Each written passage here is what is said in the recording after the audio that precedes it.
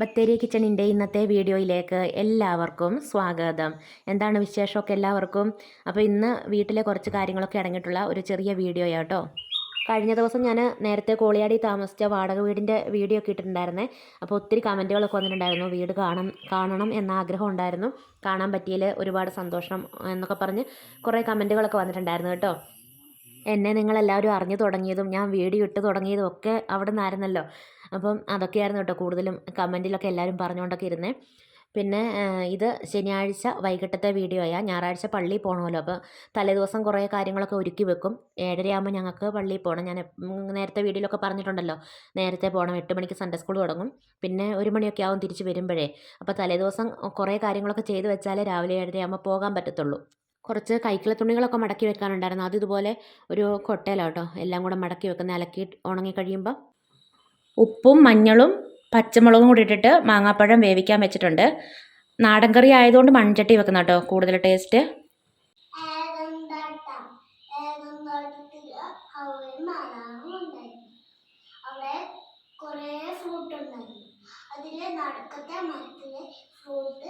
കഴിക്കാൻ പാടില്ല എന്ന് ദൈവം പറഞ്ഞിട്ടുണ്ടായിരുന്നു. ആദാം പുറത്തു പോയപ്പോ ഹവ്വ ഒറ്റയ്ക്കേ ഉള്ളായിരുന്നു. മാങ്ങാക്കറിക്ക് ഒരു മസാലക്കൂട്ട് ഉണ്ടാക്കണം. അതിന് ഉലുവായും ജീരകവും ഒരു നുള്ളു കടുക് കൊടുത്തിട്ടുണ്ട്. കടുക് അധികമായി പോകരുത് കേട്ടോ, അന്നേരം ഒരു അഴുക്ക് ചുവ വരുവേ.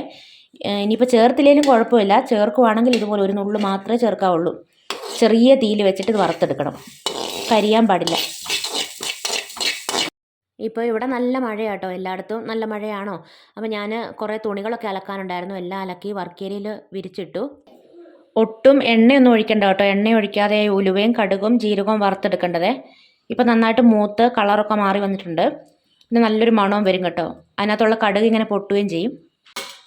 ഇനിയിപ്പോൾ കുറച്ച് മുളകും മല്ലിയും കൂടെ വറുത്തെടുക്കണം, മഞ്ഞളും ഉണ്ട്. ഇതൊന്നും എണ്ണ ഒഴിക്കാതെ ചെറിയ തീയിലിട്ട് വറുത്തെടുത്താൽ മതി.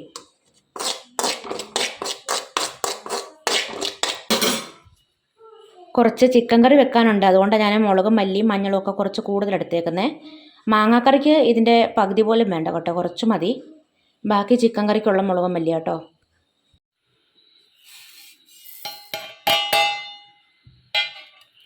ഇതൊരു കൊടക് സ്റ്റൈല് മാമ്പഴക്കറി കേട്ടോ. മാമ്പഴ പുളിശ്ശേരി എന്ന് പറയാൻ പറ്റത്തില്ല, നമ്മൾ ഇതിനകത്ത് മോരൊന്നും ചേർക്കുന്നില്ല. നമ്മൾ സാധാരണയായിട്ട് മാമ്പഴ പുളിശ്ശേരി മോരൊക്കെ ചേർത്തല്ലേ വെക്കുന്നത്.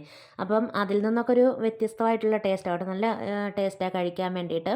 ഞാൻ അടുക്കള പണികളൊക്കെ ചെയ്യുമ്പം നാളത്തേക്ക് കുഞ്ഞിപ്പെണ്ണിനൊരു കഥ പള്ളിയിൽ പറയാനുണ്ട്. അപ്പോൾ അത് അക്കുവിനെ പറഞ്ഞൊക്കെ കേൾപ്പിക്കുന്നുണ്ട് അവിടെ ഇരുന്നുകൊണ്ട്. പിന്നെ ഞാനിതാ മാങ്ങാക്കറിയിലേക്ക് വെല്ലം ഉരുക്കി അരിച്ചൊഴിച്ചു. അത് കഴിഞ്ഞിട്ട് പിന്നെ നേരത്തെ വറുത്ത് പൊടിച്ച് വെച്ച പൊടികളെല്ലാം ഇല്ലേ, അതെല്ലാം കൂടെ ചേർത്ത് നന്നായിട്ടൊന്ന് ഇളക്കുവാണ്. ഈ ഒരു മാമ്പഴക്കറി വെക്കാൻ വേണ്ടിയിട്ട് കുറച്ച് പുളിയും മധുരവും കൂടെ ഉള്ള മാങ്ങയാട്ടോ എടുക്കേണ്ടത്. മധുരം തന്നെയുള്ള മാങ്ങ എടുത്താൽ അത്രയും ടേസ്റ്റ് ആവത്തില്ല. നമ്മൾ പുളിക്ക് വേറൊന്നും ചേർക്കാതെ ഈ മാങ്ങയുടെ പുളിയായിരിക്കും ഉണ്ടാവുന്നത്. അതുകൊണ്ട് കുറച്ച് പുളിയും മധുരവും കൂടെയുള്ള മാങ്ങ എടുക്കണേ. അത് കഴിഞ്ഞിട്ട് കടുക് പൊട്ടിച്ചു, വെളുത്തുള്ളി തോലോടുകൂടി നന്നായിട്ട് ചതച്ചിട്ട് അത് ആദ്യം മൂപ്പിച്ചു. അത് കഴിഞ്ഞിട്ടാണ് കറിവേപ്പിലയും വറ്റൽമുളകും ചെറിയുള്ളി എല്ലാം കൂടെ മൂപ്പിച്ച് ചേർത്തത്.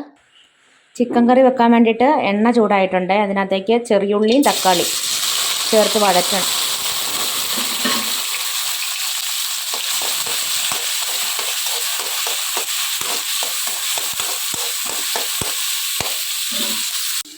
കുറച്ച് പെരുംജീരകം ഇടുന്നുണ്ട്, ആദ്യം ചേർക്കേണ്ടതായിരുന്നു, മറന്നുപോയി. ഇപ്പോൾ കുറച്ച് ഇട്ട് കൊടുത്തിട്ടുണ്ട്.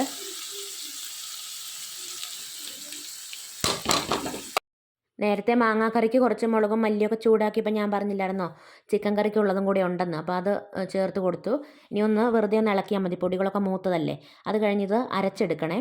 പിന്നെ വെളിച്ചെണ്ണയിൽ കടുകൊക്കെ പൊട്ടിച്ചു, കറിവേപ്പിലയും വറ്റൽമുളകൊക്കെ ഇട്ട് മൂപ്പിക്കുന്നുണ്ട്. കുറച്ച് ഇഞ്ചിയും വെളുത്തുള്ളിയും പച്ചമുളകും കൂടെ ചതച്ചതാണ് ഇപ്പോൾ ചേർത്തേക്കുന്നത്. ഞാൻ ചിക്കനൊക്കെ കഴുകിയിട്ട് കുറച്ച് മസാലയൊക്കെ പുരട്ടി വെച്ചിട്ടുണ്ട്. അതിനകത്ത് ഞാൻ ഇഞ്ചിയും വെളുത്തുള്ളിയും പച്ചമുളകും കൂടെ ചതച്ച് ചേർത്തിട്ടുണ്ടായിരുന്നു. അതിൻ്റെ ബാക്കി ഇപ്പം ഇതിനകത്ത് ചേർത്തത് കേട്ടോ. അത് കഴിഞ്ഞിട്ട് പിന്നെ സവാളയും ഉപ്പും കൂടെ ചേർത്ത് നന്നായിട്ട് വഴറ്റിയെടുക്കുന്നുണ്ട്. സവാള കുറച്ചുകൂടെ കനം കുറച്ച് വേണം അരിഞ്ഞെടുക്കാൻ. ഇടിയും മഴയൊക്കെ കൂടി വരുന്നുണ്ട്. നേരത്തെ ചെറിയ ചാറ്റൽ മഴ ഉണ്ടായിരുന്നുള്ളൂ, ഇപ്പോൾ ഇടിയൊക്കെ കുടുങ്ങുന്നുണ്ട്. കറണ്ട് 1-2 പ്രാവശ്യം പോയി, ഇനിയും പോകാനുള്ള സാധ്യതയുണ്ട്. പോയാൽ എനിക്ക് വീഡിയോ എടുക്കാനൊന്നും പറ്റത്തില്ല, അതുകൊണ്ട് തിരക്ക് കൂട്ടി ചെയ്യുന്നതുകൊണ്ടാട്ടോ സവാള കനം കുറച്ച് അരിയാൻ പറ്റാഞ്ഞത്. അത് കഴിഞ്ഞിട്ട് ഞാൻ നേരത്തെ മസാല പുരട്ടി വെച്ച ചിക്കനൊക്കെ ചേർത്ത് കൊടുത്തു. അതും വീഡിയോ എടുക്കാൻ പറ്റിയില്ല, കറണ്ട് പോയായിരുന്നു അന്നേരം. അതിനകത്ത് ഉപ്പും മഞ്ഞളും കുറച്ച് പെരിഞ്ജീരകവും കുരുമുളക് പൊടിച്ചതും പിന്നെ ഇഞ്ചിയും വെളുത്തുള്ളിയും പച്ചമുളകും ഒക്കെയാണ് ചേർത്ത് വെച്ചേക്കുന്നത്. അത് കഴിഞ്ഞ് അരച്ച മസാലയൊക്കെ ചേർത്ത് കുറച്ച് ചൂടുവെള്ളമൊക്കെ ഒഴിച്ച് വേവിക്കാൻ വെക്കുവാണേ. ഇനിയിപ്പം ചിക്കനൊക്കെ വേകുന്ന സമയം കൊണ്ട് എനിക്ക് കുറച്ച് പാത്രങ്ങളൊക്കെ കഴുകാനുണ്ട്. നാളെ പള്ളിയിൽ പോകുമ്പം കൊണ്ടുപോകാനുള്ള കുറച്ച് സാധനങ്ങളൊക്കെ എടുത്ത് വെക്കണം. പിന്നെ കുളിച്ചിട്ടില്ല, കുളിക്കണം. അങ്ങനത്തെ കുറച്ച് പണികളൊക്കെ ചെയ്യണം കേട്ടോ. ഞാൻ കുറച്ച് ഉരുളക്കിഴങ്ങും കൂടി ഇട്ടിട്ടുണ്ട്. ഉരുളക്കിഴങ്ങ് നിർബന്ധമൊന്നുമില്ല, വേണമെങ്കിൽ മാത്രം ചേർത്താൽ മതിയേ. ഞായറാഴ്ച രാവിലെ നല്ല മൂടിക്കെട്ടിയ കാലാവസ്ഥയാണ് കേട്ടോ. ഇപ്പോൾ മഴ പെയ്യുമെന്നുള്ള പരുവത്തിലാണ് നിൽക്കുന്നത്. അതുകൊണ്ട് ഞാൻ തുണിയൊന്നും മുറ്റത്തേക്കൊന്നും ഇട്ടിട്ടില്ല. രാത്രിയിൽ വർക്ക് ഏരിയ തുണിയൊക്കെ വിരിച്ചിട്ടായിരുന്നല്ലോ, അതവിടെ തന്നെ കിടക്കട്ടെ എന്ന് വിചാരിച്ചു കേട്ടോ. എന്നിട്ട് വേഗം ഒന്ന് മുറ്റം അടിക്കുക. ഇപ്പോൾ മുറ്റത്തൊന്നും വലിയ വൃത്തിയൊന്നുമില്ല കേട്ടോ. പുല്ലും കാടും ഒക്കെ വളർന്ന് വരുന്നുണ്ട്. പിന്നെ കാറ്റൊക്കെ വല്ലാണ്ട് അടിക്കുന്നുണ്ട്, അതുകൊണ്ട് കരിയിലൊക്കെ ഉണ്ടാവും. പിന്നെ എപ്പോഴും ഒന്നും മുറ്റം തൂക്കാനും പറ്റത്തില്ല, മഴയാണ്. അപ്പം എപ്പോഴും തൂക്കാനൊന്നും പറ്റത്തില്ല. മഴ തോരുമ്പോൾ എപ്പോഴെങ്കിലും ഓടി വന്നിങ്ങനെ തൂക്കും. ഇപ്രാവശ്യം ചേട്ടായിക്ക് കൈക്ക് വയ്യാണ്ട് 2 മാസത്തോളം കിടന്നില്ലേ, അതുകൊണ്ട് മുറ്റത്ത് നമ്മൾ കുറച്ച് പണികളൊക്കെ ചെയ്ത് കുറച്ചുകൂടെയൊക്കെ പരുക്കനൊക്കെ ഇട്ട് മുറ്റമൊക്കെ ഒന്ന് വൃത്തിയാക്കണം, വർക്ക് ഏരിയയൊക്കെ ഒന്ന് ശരിയാക്കി എടുക്കണം എന്നൊക്കെ വിചാരിച്ചായിരുന്നു കേട്ടോ. പക്ഷെ നമ്മൾ വിചാരിച്ചൊന്നും നടന്നൊന്നുമില്ല.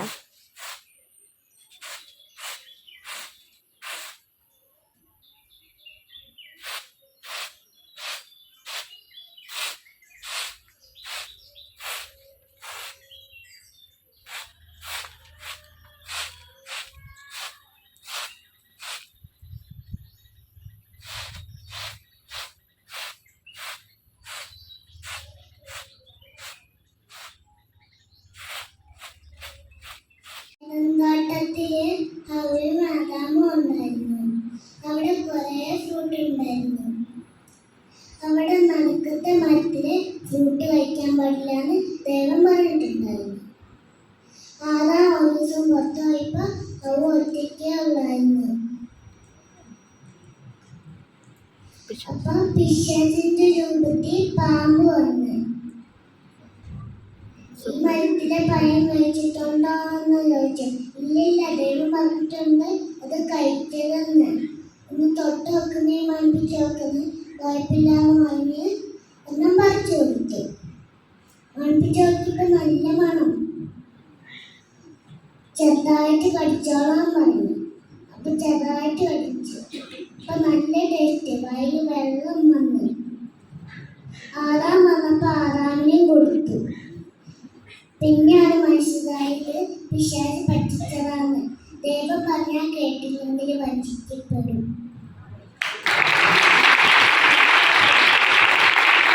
പള്ളിയും കഴിഞ്ഞ് വീട്ടിൽ വന്നിട്ട് ചോറുണ്ണു കേട്ടോ. കുഞ്ഞിപ്പെണ്ണിൻ്റെ കഥയൊക്കെ ഞാൻ ഈ കൂടെ ഇട്ടിട്ടുണ്ടേ.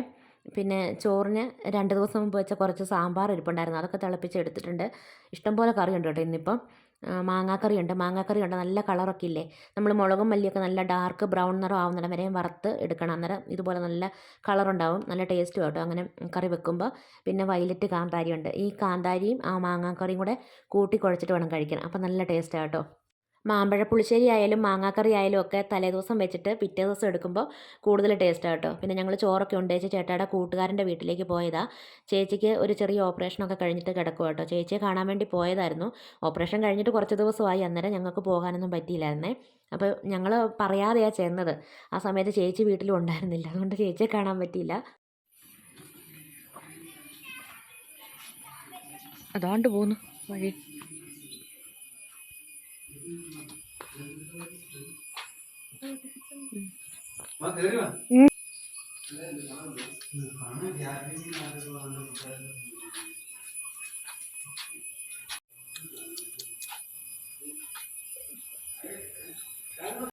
കാടിൻ്റെ അടുത്തുള്ള സ്ഥലമാണ്. കാട്ടുമൃഗങ്ങളൊക്കെ ഇഷ്ടംപോലെ വരും. ആനയൊക്കെ വരുന്ന സ്ഥലമാട്ടോ. എന്നാലും ഇഷ്ടംപോലെ പശുവും ആടും കോഴിയും പട്ടിയും എല്ലാം ഉണ്ട് കേട്ടോ. ഒരു കർഷക കുടുംബമാണേ. ചേട്ടായി ടൗണിൽ 1-2 ആവശ്യങ്ങൾക്കൊക്കെ വേണ്ടി പോകുക. അപ്പോൾ ചേട്ടായുടെ കൂട്ടുകാരന് കുറച്ച് ചീര കൊടുക്കാൻ വേണ്ടിയിട്ട് ചേട്ടായി ചീരയൊക്കെ പറിച്ചെടുക്കുന്നുണ്ട്. ഞാൻ കത്തിയൊക്കെ എടുത്തുകൊണ്ട് വന്നു, ഞാൻ ചീരയൊക്കെ മുറിച്ച് തരാമെന്നൊക്കെ പറഞ്ഞു. അപ്പോൾ എന്നോട് പറഞ്ഞു, ഞാൻ 1-2 മാസമായില്ലേ ഇതൊക്കെ മുറിക്കുകയും എടുക്കുകയൊക്കെ ചെയ്തിട്ട്, അതുകൊണ്ട് ഞാൻ തന്നെ മുറിച്ചെടുത്തോളാം എന്നൊക്കെ പറഞ്ഞ് അങ്ങനെ ചീരയൊക്കെ മുറിച്ചെടുക്കുന്നുണ്ട് കേട്ടോ.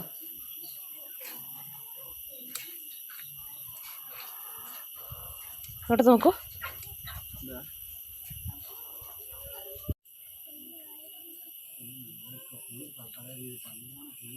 ചേട്ടായി ചീരയൊക്കെ മുറിച്ചെടുക്കുമ്പോൾ ഞാനും അക്കവും കൂടെ കുറച്ച് നിത്യവഴുതനയുള്ളതൊക്കെ പറിച്ചൊക്കെ എടുത്തു. അപ്പോൾ ഇത്രയൊക്കെ ആയിരുന്നു കേട്ടോ നമ്മുടെ ഇന്നത്തെ വീഡിയോയും വിശേഷങ്ങളും. വീഡിയോ കണ്ട് ഇഷ്ടമാവുകയാണെങ്കിൽ സബ്സ്ക്രൈബ് ചെയ്യാനും ലൈക്ക് ചെയ്യാനും ഷെയർ ചെയ്യാനും കമൻറ്റ് ചെയ്യാനൊന്നും മറന്നു പോകരുതേ.